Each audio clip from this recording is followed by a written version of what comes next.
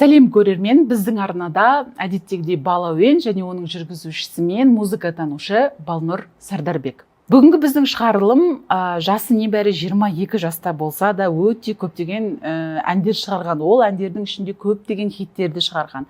15 мың адамның басын бір жерде жинаған. Одан қоса уақыт өте келе соңғы концертінде тіпті 15-ті 2 есе орындап 30 мың адамды бір жерге жинап, шоғырландырып, өзінің әндерімен жастардың да үлкендердің де көңілінен шығып жүрген жас әнші Садраддин болады.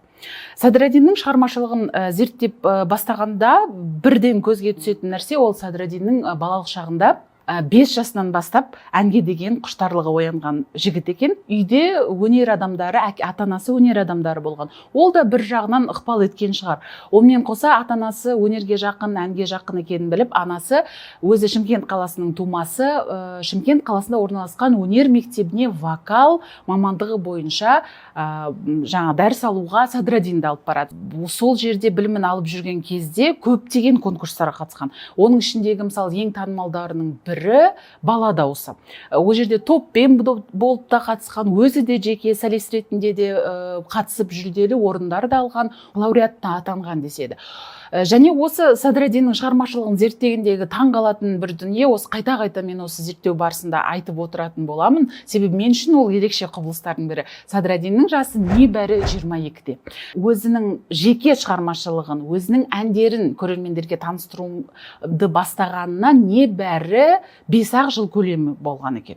Сонда 5 жыл көлемінде Садраддин 26 ән жазып үлгерген. 26 әннің 19-дан астамы халыққа жақын, халыққа өткен. Егер проценттік жүйеге салатын болсақ, егер 26 ән, ол 100% деп есептейтін болсақ, онда 19% халыққа өтті деп санасақ, сонда есептейтін болсақ, 73% шығармашылығының 73% халықтың жүрегінен тікелей орын алған әншілердің бірі. Ұмытпаймыз, жасы небәрі 22-де. Садраддиннің шығармашылығын зерттегенде, жалпы кез келген әншіні зерттеген кезде, музыкантты зерттеген кезде біз бірінші міндетті түрде ең алғашқы шығармасын, немесе ең алғашқы хитін аламыз. Бұл жерде Садраддиннің жанкүйерлері осы бірден түсініп тұрған шығар, қандай ән туралы сөз қозғайтынымызды, ол әрине Әлия.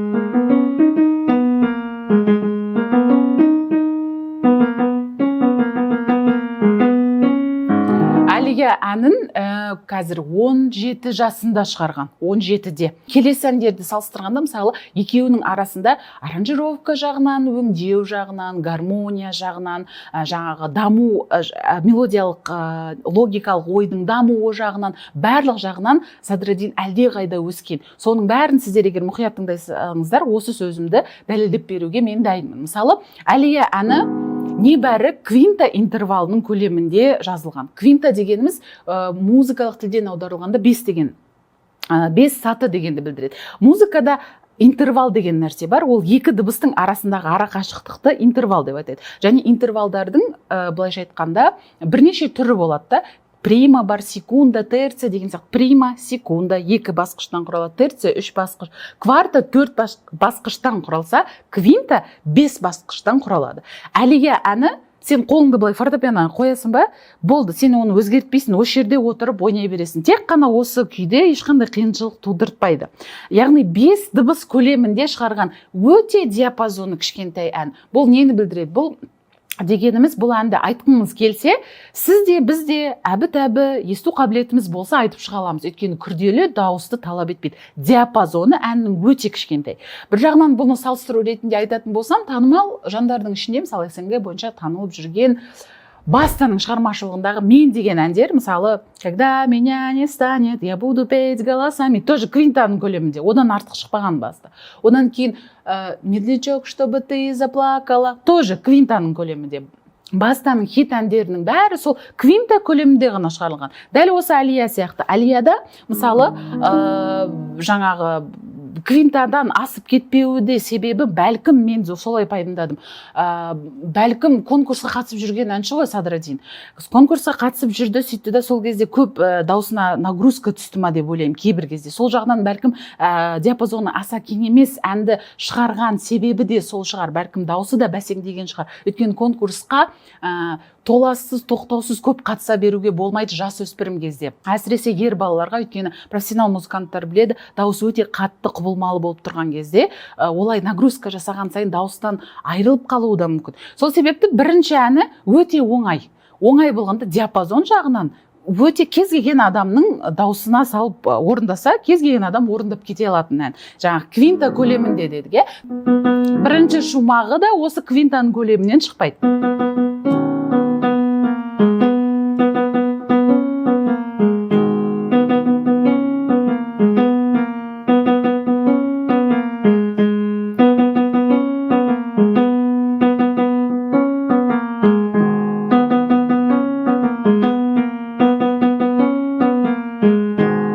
Мен мысалы шығарманы орындау үшін бір кереметте арға қарай жылжып былай бір октава, одан да көп октава көлемінде қолым жылжыған жоқ. Бір күй қалай қалды, сол күй қалды. Енді осы жаңағы Садраддинда, егер сіздер біздің бірінші шығарылымды көрген болсаңыздар, мысалы Калифорнияның шығармашылығын зерттегенде де осы ерекшелікті айтқан болатын. Бұл бірінші шумақ пен екінші шумақтың өзара мүлдем қайталауы емес. Мысалы, біз үйреніп қалдық қой, бірінші шумақ, екінші шумақта сөз ауысады да, дәл сол шумақты қайталап шығады.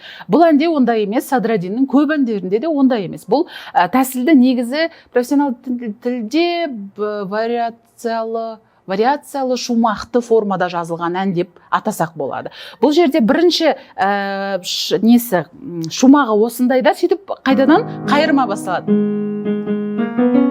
Жаңағы квинтаның көлемінде.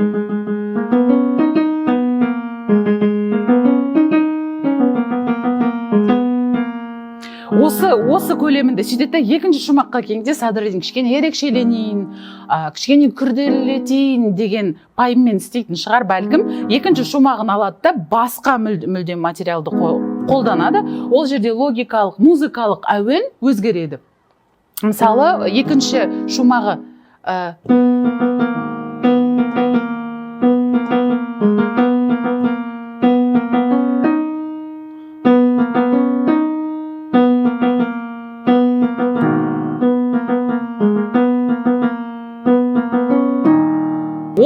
осы айнала төңіректе жылжып еді. Қазір мысалы сіздер музыкант емес болсаңыздар да, мысалы көріп тұрсыздар, қолым ешқандай артық қозғалысқа ұшыраған жоқ. Дәл сол секілді сіз бұл әнді айтатын болсаңыз, даусыңыз аса қатты қиналмайды, өйткені диапазоны өте кең емес, кішкентай диапазонда жазылған әндердің бірі. Бұл жерде мысалы менің тағы да байқағаным, Әлия әні енді бозбала шағындағы махаббатты бейнелейтін ән ғой. Бұл жерде Садраддиннің ең алғашқы қадамы болғандықтан осындай барынша максималды түрде гармония жағынан, одан кейін бұл жерде куплетно-вариационная форма бар ғой, жаңағы айтқан бірінші шумақ пен екінші шумақ қайталанбайды деген дүниелер бар ғой. Сол дүниелердің бәрін Садраддин кейінгі әндерінде де қолданады. Мысалы, не үшін біз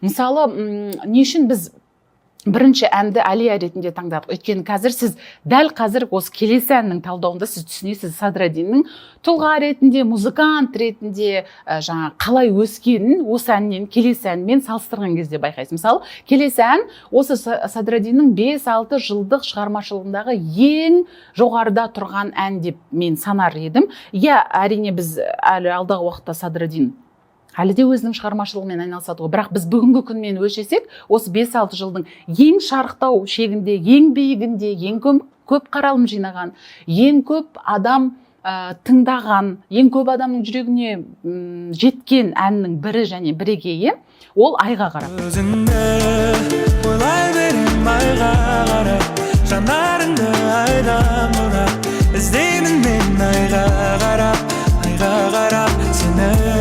Бұған дәлел, мысалы мен осы зерттеуді бір ай бұрын бастағанда қаралым саны 65 миллион еді. Ал қазір қазіргі таңда 67 миллионға жетті. Садреддиннің осы әнінің бейнебаянын YouTube желісіне қарасаңыздар 67 миллионға, 2 миллион сонда осы бір айдың ішінде тағы қосылған. Әлі де адамдар тыңдап жатыр деген сөз ғой. Бұл әннің негізі қарапайым әуенділік жағынан тағы да қайталап айтамын, диапазоны аса кең емес. Тағы да жаңағы Әлия секілді да, бірақ Әлиямен салыстырғанда әлде қайда кеңіген. Соған қарағанда бәлкім Садреддиннің вокалдық жағы кішкене өскен шығар Әлиямен салыстырған кезде. Қанша тірі дауыста концерттер беріп жатыр, ол да адамның навыкын жаңа өсіреді. Сол жағынан бәлкім диапазоны да кеңейсе керек. Бұл жерде диапазон әлде қайда кеңейеді. Бірақ дегенмен күрделі, оған бір керемет дайындықты талап ететін диапазондар емес, бәрібір. Бірақ салыстырмалы түрде айтқанда. Айға қарапты жаңағы сөзін қателеспесем кішкене көмектескен сөзін жазуға. Ол Рамазан Амантай, жалпы әнін сөзінің жартылай өзі жазған Садреддиннің. Және бұл жердегі ерекшелікті айтатын болсам, аранжировка жағынан, өңдеу жағынан және гармония жағынан Садреддиннің өскенін осы ән прям жақсы айқындап дәлелдеп кетеді. Мысалы, кіріспені тыңдап көрсеңіз.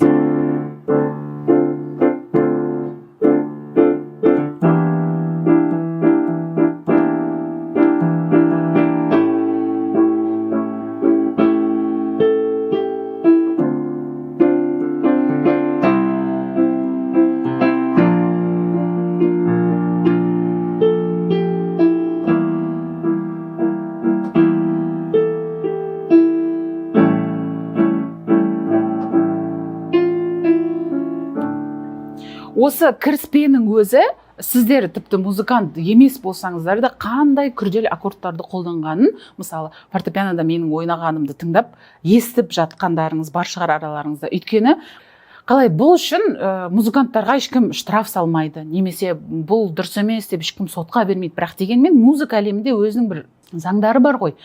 Сол заңдары бойынша көп айтылады. Осы менің шығарылымдарымда да айтамын, кез келген әнде тоника бар, негізгі дыбыс бар. Мысалы, мына шығармада айтпақшы тональдігі ре минорда жазылған. Ре минор шығармасында мысалы ре, фа, ля негізгі дыбыс. Бөк десең де, шік десең де, ұрыссаң да, қырылсаң да, осы ән, осы үш дыбыстың біреуімен басталып, осы үш дыбыстың біреуіне келу керек. Өйткені ол база. Немесе ол үй сияқты. Үйден шықтық, кеттік, бардық, араладық, қайтынан сол үйге келдік деген сияқты. Негізгі шығарма міндетті түрде негізгі дыбыстармен басталады. Және осы негізгі тоникалық дыбыстармен аяқталады. Ал бізде Садреддин бәрібір енді зумерлар бір сенімдірек қой, кез келген ерекшелікті белсенді түрде, ешқандай қорықпай, батылды түрде жасайды ғой. Садреддин бүйтеді ғой. Былай, мысалы мен шығарсам бұл әнді, мен бүйтем.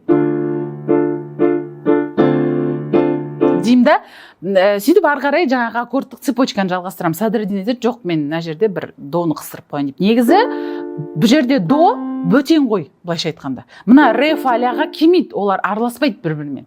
Бірақ Садреддин айтады, жоқ, мен осылай естіп тұрмын дейді. Бірінші дыбыстан бастап, бірінші аккордтан бастап, негізі былай болу керек. Садреддин бітті.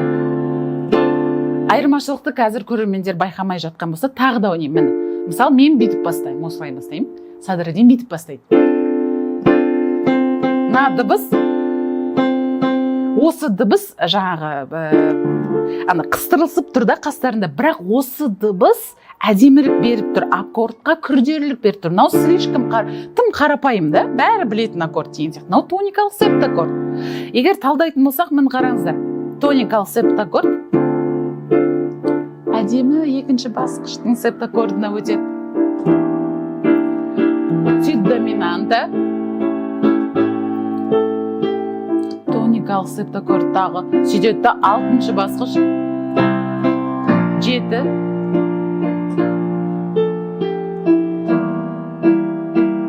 екі, доминанта бес,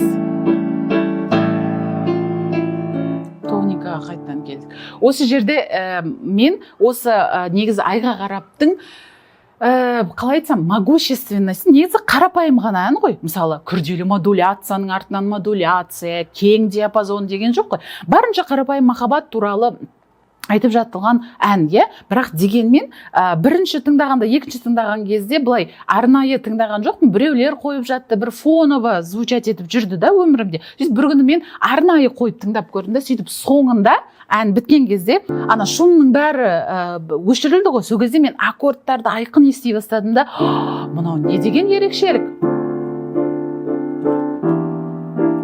деп, содан кейін бірден ерекшелігін байқадым да, өйткені мына жерде мынандай жол бар да, қазір ойнап көрсетейін.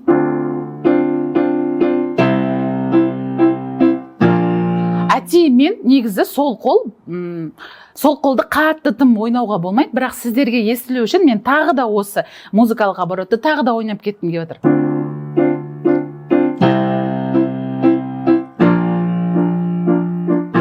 Осы ре бірінші басқыш, жетінші басқыш, алтыншы басқыш. Қандай әндегі вступление, кіріспені еске салады? Деп бір әнді орындап кеткім келмейді ма? Ондай сезім тудыртқызбады ма сіздерге? Бұл жерде осы жаңағы жол бірдендеп төменге қарай. Мынау бірінші басқыш, мынау жетінші басқыш, мынау алтыншы басқыш. Өте әдемі кейін куплет бірінші шумағында да, қайырмада да көп жерлерінде әдемі үйлесім тапқан.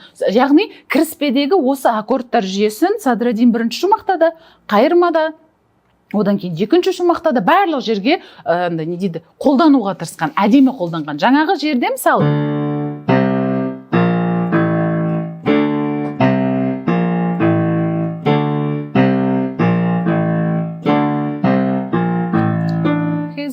Джек деген өлең бар еді ғой, тура соның басы ғой. Бірақ ода бесінші басқыш бар, да деп тағып жатыр. Садраддин осымен шектеледі, қайтадан келеді.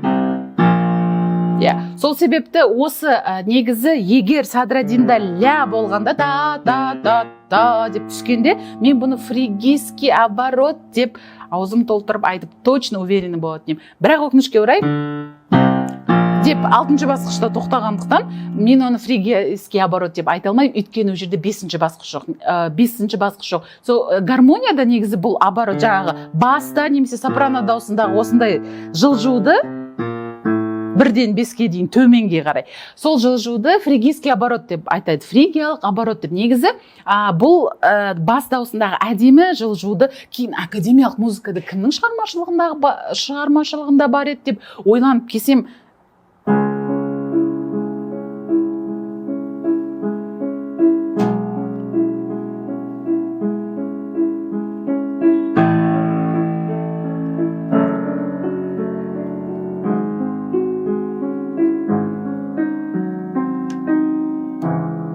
Бетховен, біреулеріңіз танысаң, білсеңіздер, біреулеріңіз бәлкім білмейтін шығарсыздар. Бетховеннің 14-ші сонатасы, айлы соната, лунная соната деп жатамыз.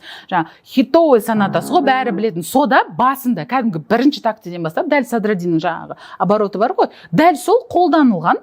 Бірақ мен қазір негізі бастаусын Бетховеннің бұл шығармасында бұлай ұрып ойнауға болмайды. Бірақ мен әдейі сіздер есту үшін сол қолды қазір максималды түрде ұрып ойнайтын болам, сіздер есту үшін.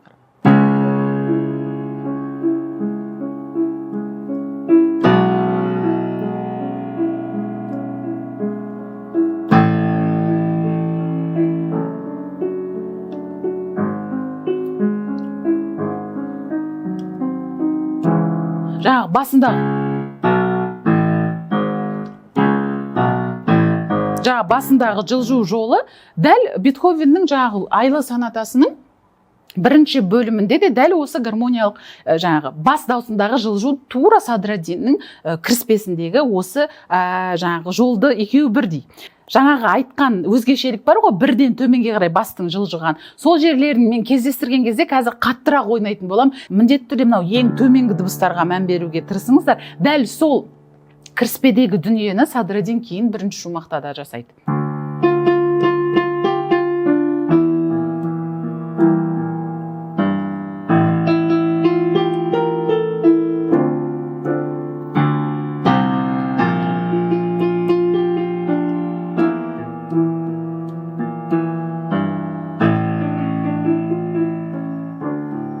Жаңағы жаңағы сіздер естідіңіздер ме?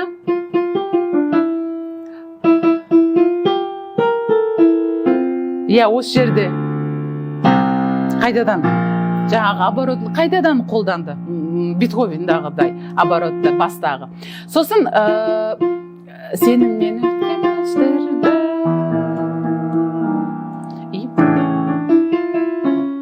Бұл жерде егер Садреддин 19 ғасырда сал серілермен өмір сүргенде, Садреддин айға қарапты домбырағаны алып, былай шығаратын еді. Деп шығаратын еді. Неге қазір мен айырмашылықты түсіндіріп кетуге тырысайын, негізі біздің халық әндеріне, халық өнеріне, халық күйлеріне, біздің ұлттық дүниенің бәріне доминанталы аккорд, жаңағы 5-ші басқыштың аккорды барынша шынайы түрде натуральная доминанта қолданылады. Халық әндеріне тиесілі гармонияда натуральная доминанта қолданылады. Ол былай естіледі. Бірақ біздің құлаққа біртүрлі болып естіліп жатқан себебі неде? Неге Садреддин олай шығарды? Неге оның жүрегі, мысалы, неге деп шығармайды? Бізде біртүрлі болып қалуы мүмкін. Мына жерде бір нәрсе жетпейді, тұзы жоқ тамақ сияқты да. Не үшін біздің құлағымыз олай естіліп жатқан себебі, өйткені біздің академиялық білім бар ғой, академиялық өнер Европадан келді ғой. Европада доминанта әрдайым күрделі түрі, яғни гармониялық түрі. Доминантаның натуралды түрі бар, натуральный түрі бар, және гармониялық түрі деп аталады. Ол жерде осылай шешілу керек. Ол міндетті түрде кез келген европалық жаңағыдай шығармаларды алатын болсаңыз, академиялық болсын, доминанты жағынан, иә. Ал бұл жерде Садреддиннің не үшін бұлай естіген, тіпті бізге де, маған да түрпідей тиюі мүмкін да, бұл өйткені біз үйреніп кеттік. Натуральная доминантаны біз қазір бір экзотический фрукция ретінде қабылдаймыз да, бірден так, мына жер сәл ерекшелеу екен дейміз. Негізі ерекшелеу емес, қазаққа тән жаңағы шынайы натуральная доминанта ғой. Ал біз өкінішке орай өте көп европаланып кеткендіктен академиялық музыка өмірімізге доминантаның міндетті түрде гармониялық түрі болу керек дегенді құлағымызға сіңіріп тастады. Мынау гармониялық түрі да, ал мынау натуральная доминанта болса, былай болады. Сол себепті, егер Садреддин сал серілердің кезінде өмір сүрген кезде натуральная гармонияны қолданады деді. Ал мына жерде енді өзінің үйлесімін әдемі тауып тұр.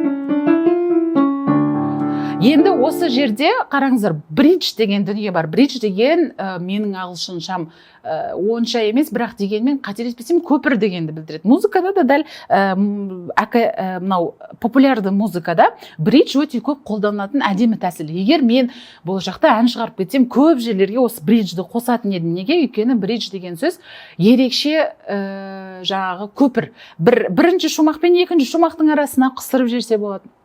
Немесе модуляция жасайтын жерлер болады ғой. Екінші шумақты, қайырманы екі рет қайталап, сол жерде модуляция, шарықтау шегіне жетер кезде арасына бриджді қосып жүрсе болады. Бридж деген не бірінші шумаққа келмейді, не қайырмаға келмейді, әуен жағынан, я сөз жағынан, не екінші шумаққа да жақын емес, ортадағы бір басқаша материал, алынған материал болып саналады. Ол қайырмаға да жатпайды, ол шумаққа да жатпайды. Бірақ әдемі қайырмаға дайындап береді.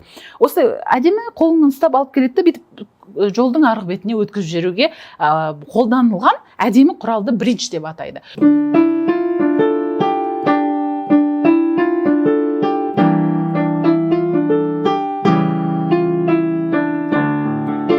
Қайырмаға да жатпайды, бірінші шумаққа да жатпайды, ортадағы әдемі байланыстырушы құрал. Енді бұл жерде сөзін, мен сөзді сараптамаймын, сөз маған қатысы жоқ, мен әнді сараптаймын, мен нотаны сараптаймын, былайша айтқанда түсінікті болу үшін. Сол жағынан, егер сөздің бәрін алып тастап, бұл жерде ағылшынша сөздер қолданылады, кім әнді жақсы біледі, қосыла кететін шығар. Бұл жерде ағылшынша сөздер қолданады. Егер осы сөздің бәрін алып тастап, музыка не жайлы айтып жатыр, Балнұр деп сұрасаңыз, мен шамамен қазір бір пайымдап беруге тырысайын. Музыка, жаңа ноталарды адами тілге аударсам, шамамен мынандай. Мен сіздерге қазір бір нәрсе айтып берем, ішімде жатқан бір құбылысты.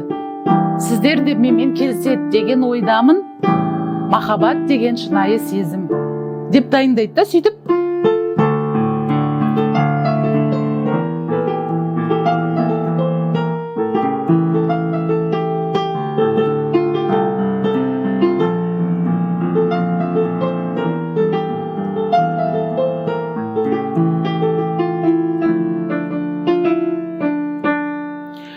әдемі бридждарды қолдану көптеген композиторлар егер осы бағдарламаны көріп жатса, құлақтарыңызға алтын сырға, әнді әдемі етеді, әнге әдемі тұз қосады, дәм беретін құралдардың бірі және бірегейі. Енді жаңа куплетно вариационная форма дейді ғой, шумақты вариациялық форма бұл жерде де бар. Енді екінші шумақ, бірінші шумақ талай жыл сарылып араға, осы тоже андай не дейді, көлемі жағынан, диапазон жағынан өте қысқа, бірақ өте қатты речитативті. Негізі речитативті дүниені фортепианода ойнаған маған ұнамайды, өйткені біртүрлі естеді. Орындаушы ретінде маған да ыңғайсыз оны орындаған, өйткені сөйлеп жатқан сияқты ғой. Түнгі сағат 1-де мені ұнатқан гүл менен деген сияқты. Әуезді әндерді ойнаған ыңғайлырақ та, ал бұндай речитативті рэп-образный нәрселерді ойнаған күрделірек. Бірақ дегенмен жаңағы Садраддиннің айтқанын қылып ойнап беруге тырысайын.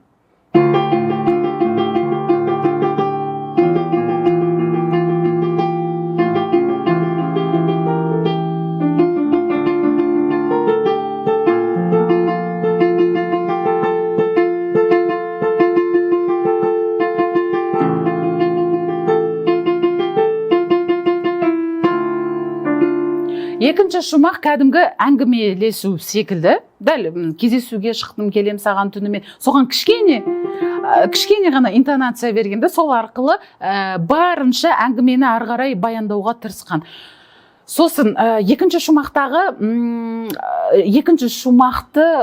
шумақтағы бір ерекшелік менің түсінбеген бір түсім, егер Садраддиннің өзі көріп жатса, осы сұраққа жауап берсе күшті болады еді. Мысалы, көзіме деген, көзіме 3 буын, бірақ нота саны 2. Бұл негізі Калифорнияның Пуэрто-Рико деген әнде де кездескен тұғын екінші шумағында. Егер сіздер көрмеген болсаңыздар, міндетті түрде көріп шығыңыздар. Ол талдауда өте қызық болған. Бұл жерде қараңыз, көзіме, қазақша көзіме. Мен мысалы осылай шығарам, бәрін заңдастыру үшін. Көзіме, сенен болу керек қой. Бұл жерде көзіме. Бір нота саны жетпей қалған секілді. Бәлкім осы да фишка шығар. Ол арнайы істелінген бәлкім фишка болуы да мүмкін. Сосын қайтадан қайырмасы.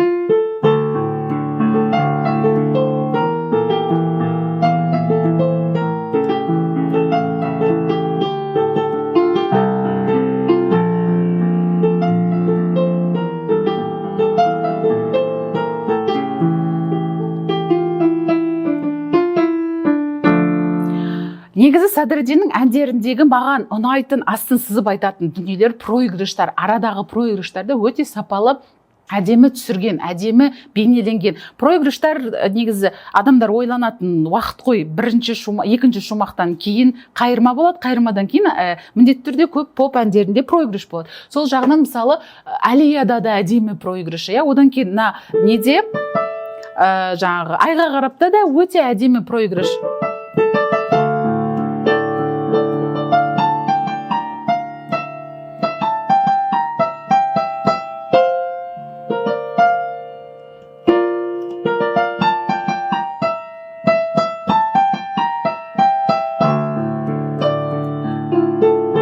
Қайтадан қайталайды. Өзіңді ойлай берем айға қарап, жанарыңды айдан бұрап, іздеймін мен айға қарап сені.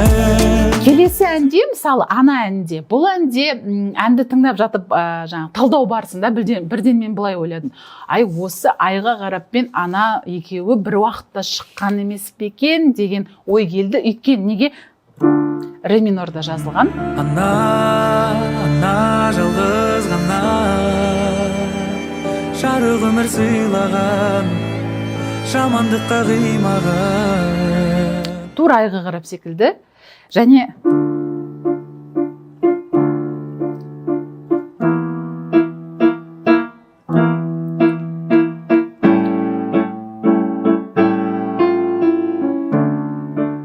тағы да сол айға қараптағы аккордтар жүйесі. Бірақ тоникалық септаккорд болды ғана жақта, бұл жерде ондай жоқ.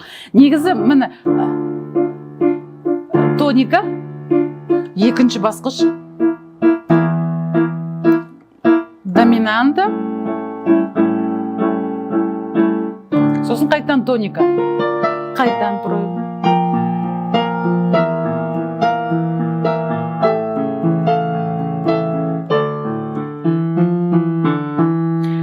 екеуі айға қарап пен ана бір жылда жарық көрген екен. Ол өте қатты байқалады. Тіпті мен енді әрине ондай мәліметтерді білмеймін, бірақ дегенмен менің ойымша тіпті бәлкім ол халыққа жөнелген уақыты ғой, ал шығарған уақыты бәлкім бір кезеңде, бір айда, бір күнде шығарылған да болуы мүмкін. Өйткені тональдік жағынан да, аккордтық жүйе жағынан да бір-біріне қатты ұқсайды. Бірақ әуен жағынан емес. Әуені мысалы бірінші шумақта тағы да қайталап өтем, рэпообразный ғой, сөйлеп айтатын нәрселерді фортепианода ойындау, по крайней мере, бәлкім пианистерге ыңғайлы, жақсы шығар, бірақ маған кішкене ыңғайсыздық тудырады. Бірақ сонда да қазір сіздерге бірінші шумағын орындап берейін фортепианода. Ал бұл шумақ өте кәдімгі рэпообразный. Егер Садреддин кішкене күрделілік беріп, артындағы музыкасын битін, жаңағы ұрып тұрған рэптің битін ауыстырып жүрсе, кәдімгі рэпообразный ән шығуға дайын. Өйткені диапазон жағынан да өте қысқа. Негізі рэптің диапазоны осындай ғой, кіші қысқа. Өйткені бізде сөйлеген кезде де көп кең диапазонды қолдана бермейміз, сол себепті де қазір. Бұл қазір бірінші шумағы.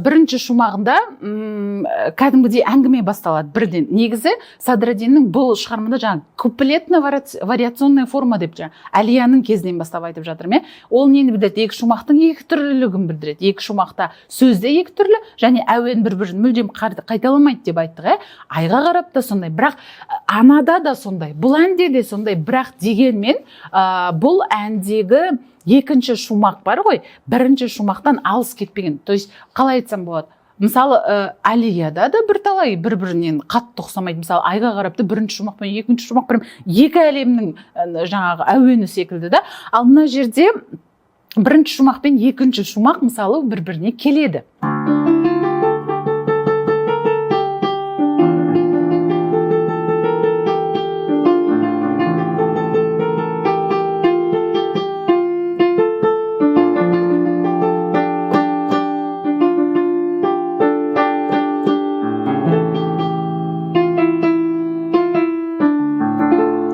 Бұл жерде екінші шумақта бірінші шумақтың диапазонды дәл сол дыбыстан басталады. Мысалы, бірден бір дәлел, ол айтпақшы, ре дыбысынан басталады. Және екінші шумақта дәл сол ре дыбысынан басталады. Мен, мысалы, Садреддиннің ән жазу схемасына сүйенсек, екінші шумақ кішкене кантиленный дейді, әуездірек, созыңқырап айтатын бір квинта немесе септима, секста секілді кең интервалдар қолданылатын секілді болу керек секілді. Бірақ Садреддин бір-біріне ұқсастырды. Бірақ дегенмен тағы да астын сызып қайталап өтем, бұл бірден бір түпнұсқаны бірінші шумақты реприза ретінде қайталай салу емес, бәрібір басқаша. Бірақ кәдімгідей бір-біріне ұқсастығы байқалады. Енді бүкіл әуезділікті қайда жіберді? Садреддин өте әуезді әндерді айтатын әнші ғой. Жаңағы күрделі, бұрыш, онда емес, барынша жұмсақ, шеңбер іспеттес, домалақ, не дейді, одан қалса қалай ассоциация жүргізсек болады. Өте әуезді кең, мысалы, сондай әндерді, жұмсақ әндерді айтады ғой. Бұл әуезділік, бұл ана шығармасында қай жаққа кетті десем, анаға деген сүйіспеншілігі, мысалы, ол қайырмада жатыр.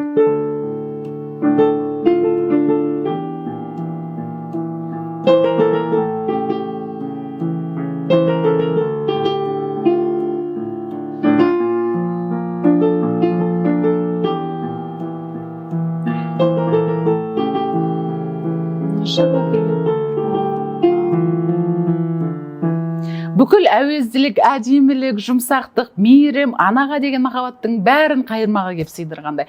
Бұл жерде проигрыш тағы қайталап айтамыз, Садреддиннің проигрыштары өте әдемі болады. Бұл жердегі проигрыш соңында тағы да қайталанады.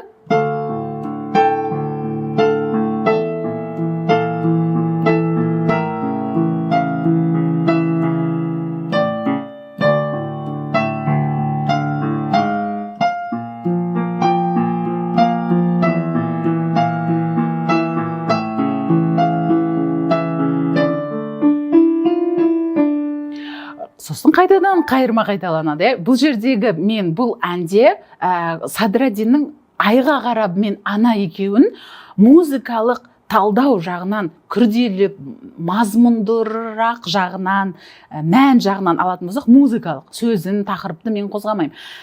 Айға қарап күрделілеу. Бірақ мына ана әндегі маған ең ұнаған тұсы, ең прям андай вишенка на торте дейді ғой, ең ұнаған тұсы Садраддинде осы әнде хор қолданған.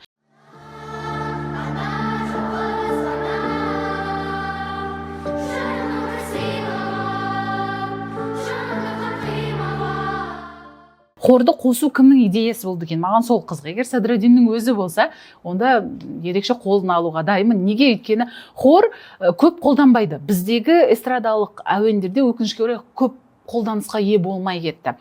Онымен қоса негізгі хордың әсері бұл әнде ерекше болды. Неге? Өйткені негізі хордың бір шамамен 5 түрі болады. Ерлер хоры бар, тек қана ер адамдар айтатын, әйелдер хоры бар, тек қана әйелдер айтатын, аралас хор бар. Аралас хор көп жерде бар, ерде әйелде бар. Ол андай танымал хорлардың, хордың танымал түрі аралас хорлар. Ал енді балалар хоры, осы балалар хоры тек қана балалар байқауында ғана біз көріп жатамыз, тек қана бір арнайы іс-шараларда болмаса, былайша эстрадалық поп бұндай әнде хордың қолданылуы өте әдемі фишкаға айналған. Ана жалғыз ғана жарық өмір сыйлаған, жамандыққа қимаған. Садраддиннің шығармашылығы, нешін біз Садраддинді алдық? Егер ол қарапайым, бәрімен бірге қосылып ән салып жүрген қарапайым, ешқандай ерекшелігі жоқ әнші болса, біз бәлкім алмас едік. Садраддинді біз Балауеннің кезекті шығарылымы болады дегеннен Садраддинді бекіткен себебіміз, Садраддинде барлық жағынан да ерекшелік бар. Оларды мысалы атын түстеп былай айта кететін болсақ, жіпке тізгенде айта кететін болсақ, мен байқаған ерекшеліктердің ең біріншісі менің ойымша есімде. Өйткені көптеген сіздер білесіздер, әлем, зак деп жатамыз, бала деген сияқты лақабаттармен шығу негізі қазір емес, баяғыда да солай шығатын лақабатпен өнер адамдардың шығуын мен құптаймын, ерекше тәсіл секілді, ол да дұрыс деп ойлаймын. Лақап атты ойлап тауып халық арасына кеңінен тарату негізі өте күрделі мақсат қой негізі. Бірақ сонда да Садраддинға бір ерекше андай повезло деп айтқым келеді. Өйткені есімі өте ерекше. Садраддин деген есімді мен өкінішке орай Садраддин әнші болып шыққанша мен білмеген екем, естімеген екем. Негізі ондай есім бар екен халықта. Кейін үлкен кісілерден сұрағанда көбісі айтты, ол жүректің, діннің жүрегі деген мағынаны білдіреді, және ол есім бар деп. Мен Садраддин деп ең алғашқы көріп естіген кезде ойлаған тұғым бұл лақап аты деп, арнайы деп. Өмірде бір Азамат, Айбек деген секілді аты бар, бірақ сахнаға арнайы ерекше болсын деп солай шығарған деп ойлаған мен өзім. Одан кейінгі Садраддиннің ерекшелігі диапазон аса кең емес. Оны мен жаңа да айтып өттім. Аса кең емес диапазон бәлкім халыққа жеткізуге де бір жақсы құрал шығар. Өйткені сізде караокеде болсын, достарыңызбен жиналған кезде гитарамен сүйемелдеп өзіңіз ән айтатын болсаңыз, Садраддиннің әндері сізге таптырмай келеді. Өйткені сізге ол орындаушыға аса диапазоныңыз кең болу керек деген талап қойылмайды. Сол себептен бәлкім халыққа өтіп кеткен әндерінің көбісінің себебі де бәлкім сода шығар. Өйткені халыққа қарапайым болған сайын, күрделі емес болған сайын дүние жақсы өтеді ғой. Одан кейінгі ерекшелік, даусында дірілі бар. Мен бір вибратасы бар. Қазыбек Құрайыштың шығармашылығында да даусында өте көп вибрато қолданады.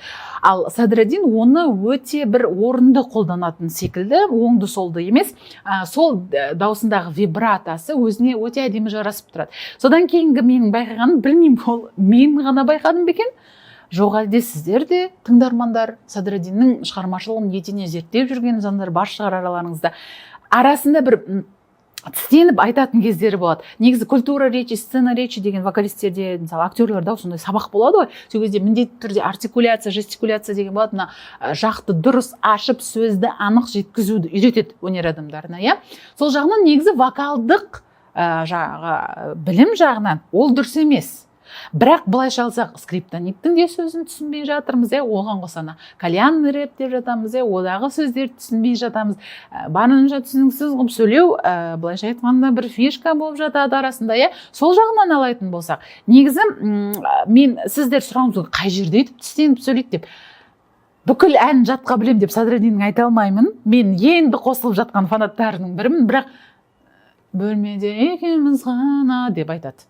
Сосын тағы бір дінге қатысты, не сұрасаң да, бір дінге қатысты әнде де соны қолданады. Бөлмеде екеуміз ғана, естіп айтады, бөлмеде екеуміз ғана деп айтпайды. Бөлмеде екеуміз ғана деп. Және оны маған қызықта, егер өзім Садреддинді өмірде көздессем, соны сұрайтын едім. Әдейі жасалынатын дүние ме, жоқ әлде запись басталды, болды, айт деп құлағына наушник киіп студияға кірген кезде өзі по наитию, жүрегі солай қалап тұрды, солай жасады, солай болады ма екен, маған сол қызық бір жағынан. Бірақ өзіне қайталап айтам, ол өте қатты әдемі жарасып тұр. Барлық жерге тықпалап қолданбаған, әдемі кейбір әндерінде әдемі қолдана білген. Сосын қазақ эстрадасындағы тақырыптық жүйе жағында мен әрдайым айтып жатам, тақырып бізде өте андай болып кетті деп, әсіресе осы соңғы жылға дейін, 2015-18 жылдарға дейін қазақ эстрада поп мәдениетіндегі тақырыптар махаббат, ер мен әйелдің арасында махаббат, отан, махаббат, отан, махаббат, отан болды. Ары қарайғы тақырыптар жүйесі өте андай диапазоны кең емес та. Сол жағынан қазіргі зумерлердің арасынан шығып жатқан әншілердің маған ұнайтын тұсы тақырыптық жағынан күрделеніп жатыр. Барынша жан күйзелісі, тән күйзелісі болып жатқан ойлар, алда бары жақсы болады, жақсы күнге сену керек деген сияқты позитивті басқа да тақырыптарды батыл түрде қорғап жатқаны, айтып жатқаны, әндеріне қосып жатқаны мені қуантады. Сол жағынан мен Садреддинді мысалы мен көп болған жоқ, бірақ дегенмен поп мәдениетін қазақтың зерттеп жүрмін ғой. Тақырыптық жағынан мен мысалы күнтізбе жайлы, күн ережесі жайлы адамның шығарған әнді көрмеген екенмін. Одан кейінгі ерекшелік, мен әрдайым әр шығарымда айтам, орындаушы емес, біздің қазақ поп мәдениет қандай кезде дамиды, санграйтерлар көбейген кезде, яғни өзі әнін, өзі сөзін жазатын адамдар көбейген сайын бізде поп мәдениет өседі деп. Соның бірден бір жас өкілі 22 жастағы Садреддин, ол санграйтер, оның көп әні емес, бүкіл әнін өзі шығарған. Бүкіл әнінің сөзіне кішкене көмек береді, бірақ сонда да сөзінің көп жерін өзі жазған екен.